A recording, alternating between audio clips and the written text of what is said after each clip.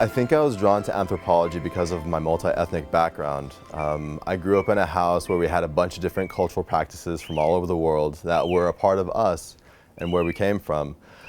My parents were very well traveled, and when they talk about their experiences and the people they met, they always told us to basically appreciate diversity and approach the other with fascination and curiosity.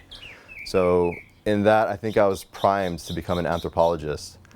I was born and raised in Texas, but I later on moved to Jordan and became a mountain guide, and that's where I became acquainted with the Bedouin.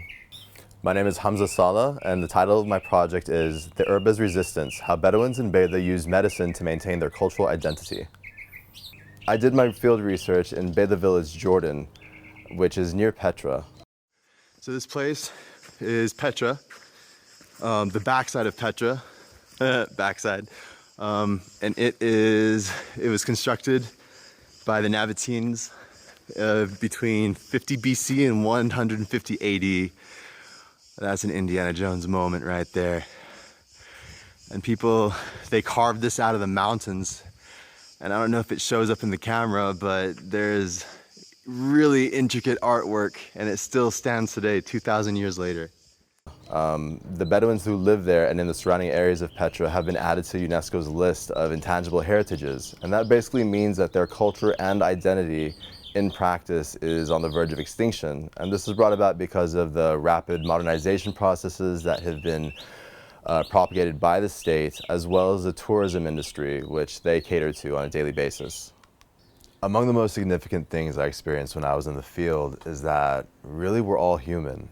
Whether you're an urbanite in LA or you're a camel herder up in the mountains in Jordan, we all want to be loved and heard, and we all laugh and cry the same way about the same things. We all want to get ahead in life. We have so much in common as humans, wherever we are, and we have the things that we have that differentiate us from each other are what makes us special as a species.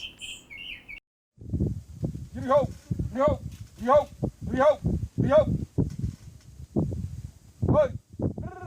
Yo, dad. I really became an active member in the community in the short time that I was there. It started out with little things like taking care of a blind man and feeding him twice a day and sharing a meal with him, which later on turned into me teaching English to the villagers. But I think the most important contribution I made to these people was showing them that I wanted to hear their story as they experienced it, and not just for the entertainment purposes that the tourism industry there offers. I showed them that they were important and that people outside their world really wanted to know about what they had to say. And so right now, that's one of my major takeaways.